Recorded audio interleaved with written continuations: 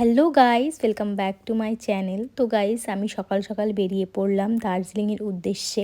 প্রায় 5 বছর পর আমি আবার দার্জিলিং যাচ্ছি, তো আমি খুবই খুশি।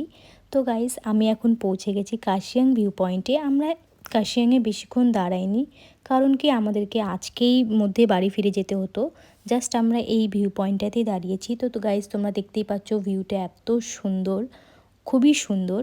তারপর সেখান থেকে আমরা বেরিয়ে পড়লাম দার্জিলিংয়ে মহাকাল বাবার মন্দিরে। মন্দিরটা খুবই সুন্দর। তারপর আমরা চলে গেলাম মন্দিরের দিকে। আর মন্দিরের দুপাশে এত সুন্দরভাবে ফ্ল্যাগ লাগানো, এই ফ্ল্যাগের জন্য মন্দিরের রাস্তাটা এত সুন্দর লাগছিল। তারপর সেখানে আমরা ভিডিও বানালাম। ভিডিও বানানোর পর আমি চলে গেলাম মন্দিরে। মন্দিরটাও তোমাদেরকে দেখাচ্ছি। মন্দিরটাও খুবই সুন্দর, তোমরাও এখানে আসতে পারো পুজো দিতে।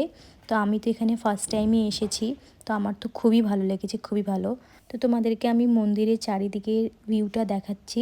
তোমরা দেখো, এখানে এত সুন্দরভাবে সাজানো মন্দিরটা, খুবই সুন্দর লেগেছে।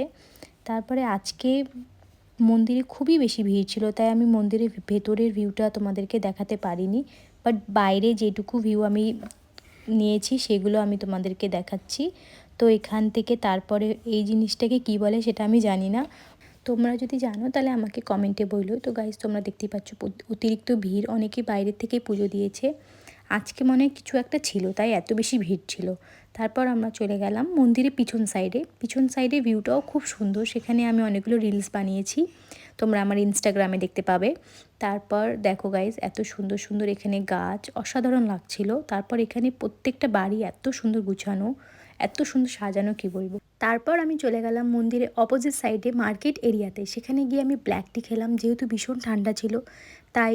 আর দার্জিলিংয়ে তো এমনিতেই ভীষণ ঠান্ডা থাকে, আর দার্জিলিং টি তো এমনিই খুব টেস্টি, তাই আমি সেখানে ব্ল্যাক টি খাওয়ার পর আমি দেখতে পেলাম বাবলস ব্লোয়ার, যেটা আমার ছোটোবেলার থেকেই খুব ফেভারিট। তার মধ্যে এই বাবলসগুলো এত বড় বড় ছিল যে আমার খুব পছন্দ হয়েছে। তারপর আমি শেষমেশ সেটা কিনেই ফেললাম। তারপরে কাকুটা আমাকে দেখাচ্ছিল যে এটা এভাবে ইউজ করতে হয়।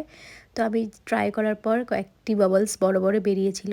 তারপর যখন আমি শিখে ফেললাম, তখন আমি এটাকে নিয়ে একটু মজা করলাম। তারপর সবাই আমাকে বললো, চল চল, আমাদেরকে আরেকটি অন্য লোকেশানে যেতে হবে, যেহেতু আমাদের কাছে অত সময় নেই। তো আমরা বেরিয়ে পড়লাম অন্য একটি লোকেশানে।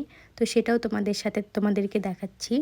তো সেখানে গিয়ে আমরা প্রথমে তো এখানে অসাধারণ ভিউ। তারপর সেখানে গিয়ে আমরা নেপালি ড্রেস পরলাম। ড্রেস পরার পর মানে ওখানে রিলস শ্যুট করলাম, যেটা এখন ট্রেন্ডিং সং। তারপর তোমাদেরকে আমি দেখাচ্ছি ভিউটা, জাস্ট দেখো, খুবই সুন্দর, খুবই। আর এখানে চা পাতাগুলো ছেঁড়া যাবে না, ছিঁড়লে 500 টাকা ফাইন। তাই আমি একটু রিলস বানানোর সময় একটু অ্যাক্টিং করে নিয়েছিলাম ছেঁড়ার, বাট আমি ছিঁড়িনি। কোথার থেকে এসে আবার আমাকে 500 টাকার জন্য ধরে ফেলতো।